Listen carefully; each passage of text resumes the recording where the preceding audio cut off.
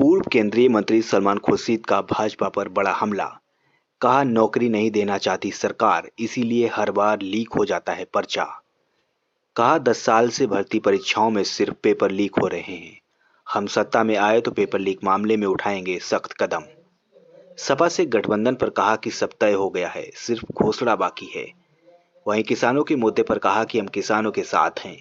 80% आबादी का हिस्सा किसानों के साथ कांग्रेस हमेशा से खड़ी है। वहीं राम मंदिर मुद्दे पर कहा कि कोर्ट के फैसले के बाद ये मुद्दा खत्म हो गया। जो कोर्ट ने कहा वो हमें पूरी तरह स्वीकार है। कन्नौज से फरक्काबाद जाते समय गुरसाईगंज में एक कांग्रेस नेता के घर रुके थे पूर्व मंत्री सलमान खुर्शीद। सपा से गठबंधन टूट रहा है। आपका काम आज 5 बजे प्रेस कॉन्फ्रेंस देखने का है। बनेगा। कौन कह रहा है ये आपसे? वो कह रहा है आपसे कि जिसको गठबंधन में सीट नहीं मिल रही वो कह रहा है कि बनेगा। अच्छा, आपकी फरक्काबाद सीट से समाजवादी पार्टी ने एक प्रत्याशी कर दिया है। अब जब गठबंधन होता है तो कुछ लेना भी होता है, कुछ देना भी होता है। अब वो तो हम लोग आपस में बात करा के जो भी फैसला करते हैं उसको उस फैसले पे सभी लोगों को पाबंद रहना होता है। एक बहुत बड़ा मुद्दा चल रहा है। राहुल गांधी ने भी युवाओं से बात की है। ये पुलिस भर्ती थी, उसमें जो पेपर लीक हुआ है उसको लेकर क्या कहना चाहेंगे आप? कहना है कि अच्छा है कि आज दिन भर राहुल गांधी ऐसे ही लोगों से मिल रहे थे जो कहते थे कि 10 साल हो गए हैं, जब भी हम बैठते हैं, टेस्ट में बैठते हैं, इम्तहान में बैठते हैं तो पेपर लीक हो जाता है। 70,000 लोग हैं, 80,000 लोग हैं, क्या करें हम? कब तक इंतज़ार करेंगे? जब देखो तो पेपर लीक हो जाता है। कितनी दफ़ा पेपर लीक हुए हैं? क्या होता है उन लोगों का जो पेपर लीक करते हैं? क्यों नहीं इस पर काबू पा सकती है सरकार? ये बात समझ में नहीं आती। अब हम तो बेबस हो जाते हैं। यही कह सकते हैं कि हम इस बात को उठाएंगे, आप लोगों के सामने रखेंगे और हम सरकार में आ जाते हैं तो फिर इस पर सख्त से सख्त कार्रवाई होगी, कड़ी कार्रवाई होगी। यही हम कह सकते हैं और इस वक्त तो और कुछ कह नहीं सकते हैं। अफसोस है इन बच्चों के लिए जो बेचारे मेहनत करते हैं, मेहनत करने के बाद फिर उनको कुछ मिल नहीं पाता। 2 साल, 3 साल, 4 साल, 6 साल इंतज़ार करते हैं तो उनके लिए बड़ा अफसोस है और हमदर्दी है उनके लिए। बीजेपी एक बहुत बड़ा मुद्दा बना रही है राम मंदिर को। इससे आपका अलायंस कैसे लड़ेगा? कैसे क्यों लड़ेंगे? राम मंदिर से क्यों लड़ेंगे? राम मंदिर पर जिसकी आस्था है, जो राम में आस्था रखता है, भगवान राम में आस्था रखता है, हम कहते हैं कि भाई रखो। जो मसला था वो तय हो गया, सुप्रीम कोर्ट ने तय कर दिया था। एक आपस में एक मसला था, वो सुप्रीम कोर्ट ने तय कर दिया। सुप्रीम कोर्ट में बहुत सारे फैसले ऐसे आते हैं जो किसी को कभी कोई ना पसंद करे, लेकिन सुप्रीम कोर्ट में पूरा हमको यकीन है। सुप्रीम कोर्ट जो कहता है वो एक बुजुर्ग जैसे कहता है, उसकी बात मानकर हम उस पर आमादा रहते हैं। अब देखो बीजेपी ने इलेक्ट्रल बॉन्ड्स निकाले, 6,000 करोड़ रुपया उन्होंने इलेक्ट्रल बॉन्ड्स में लिया। सुप्रीम कोर्ट ने कहा कि इलेक्ट्रल बॉन्ड्स गलत हैं, उन्होंने कहा कि इनको हम खारिज करते हैं। अब पैसे का क्या होगा, जो उन्होंने पैसा ले लिया है उसका क्या होगा अभी हम नहीं जानते, लेकिन अब आगे से वो इस पैसा इलेक्ट्रल बॉन्ड से नहीं ले पाएंगे। गम की बातें जो समधन के साथ एक मेरा रिश्ता है उस बच्ची से जिसका नाम हसरत था, जिसकी जान में नहीं बचा पाया, और जो ये मान के चलिए कि मेरी आंखों के सामने जाती रही है। और वो मेरे लिए एक पूरे बच्चों की हालात जो हमारे फरक्काबाद में या पूरे उत्तर प्रदेश में है, उसकी तर्जुमानी उसकी ज़िंदगी करती है।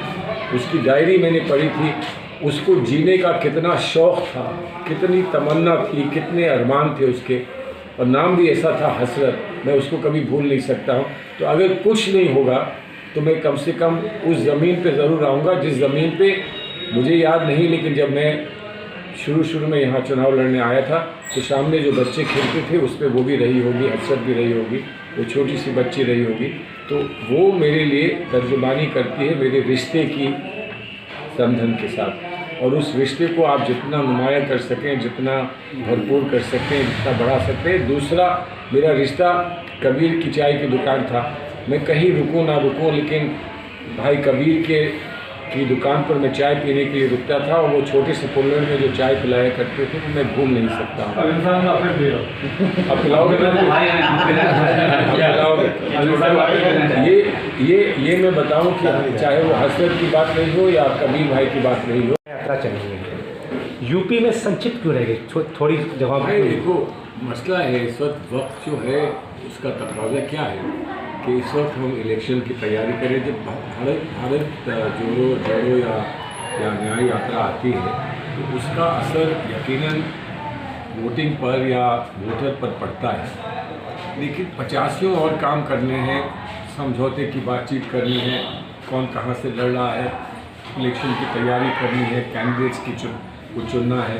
तो अगर हमारा लीडर हमसे 2 महीने 3 महीने 4 महीने के लिए दूर चला जाएगा, कोई भी बात करनी होगी तो हमको मुश्किल ये होगी कि हम फ़ोन पे करें या जब शाम को यात्रा पूरी हो दिन भर की तब करें, तो उसमें दुश्वारियाँ आती हैं। तो इसलिए इस वक्त ज़रूरत समझते हुए जो वक्त दिल्ली में देना पड़ता है उसके लिए वो यात्रा को छोटा कर देते हैं, स्थगित कर देते हैं, आ जाते हैं, काम करते हैं, फिर चले आते हैं यात्रा में। तो ये सब फिर दूसरा ये है कि वो बच्चों की पढ़ाई का सवाल है, इस वक्त एग्जामिनेशंस आ रहे हैं, तो वो आप सिर्फ खुद गर्ज होकर अपनी बात नहीं सोच सकते हैं, आपको पूरे माशरे के बारे में, समाज के बारे में भी कुछ सोचना है। तो ये सब चीज़ें हैं जो वक्त हमारे पास उस यात्रा में था, भारत जोड़ो यात्रा में था, तो लगातार चल के गए, पूरा वक्त दिया, लेकिन वो आज जो है वो हमारे लिए वैसा वक्त हमको मुहैया नहीं है। तो इसलिए जितना हो सकता है कर रहे हैं। अभी तो कहाँ मुंबई तक, महाराष्ट्र तक जाना है, उनको अभी कितने दूर अभी चलना है, और यहाँ सरगर्मी है इलेक्शन की। तो इसलिए आज अच्छा ये हुआ कि आज सब कुछ तय हो गया। समाजवादी पार्टी के साथ आज हम लोगों ने फैसला कर लिया, राहुल गांधी वहाँ मौजूद थे, उनसे जो बात करनी थी वो बात भी हो गई। लेकिन कम से कम अब वो जो एक कैफियत ये थी कि होगा कि नहीं होगा, कल होगा, आएंगे वो नहीं आएंगे, टूट जाएगा, ये हो जाएगा, वो सब खत्म हो गई बात। तो इसलिए इन सब चीज़ों को भी अहमियत समय समय पर देनी पड़ती है। क्या कारण है कि एक सशक्त पार्टी है सत्ता पक्ष की, उससे लड़ने के लिए इंडिया अलायंस बनाया गया था, धीरे धीरे बिखर रहा है? क्या जैन के बाद कई दल इधर चले गए? क्या बिखर नहीं रहा, कोई नहीं गया है, सिर्फ एक पार्टी गई है, JDU गई है, और कोई पार्टी नहीं गई है। नहीं, RJD भी तो गई है यहाँ से, RLD नहीं, RLD तो देखिए, RLD का मसला समाजवादी से था ना, क्योंकि हम तो ये मानते थे, नहीं गठबंधन का अलायंस था। नहीं गठबंधन का अलायंस था, लेकिन इनके पीछे आया था।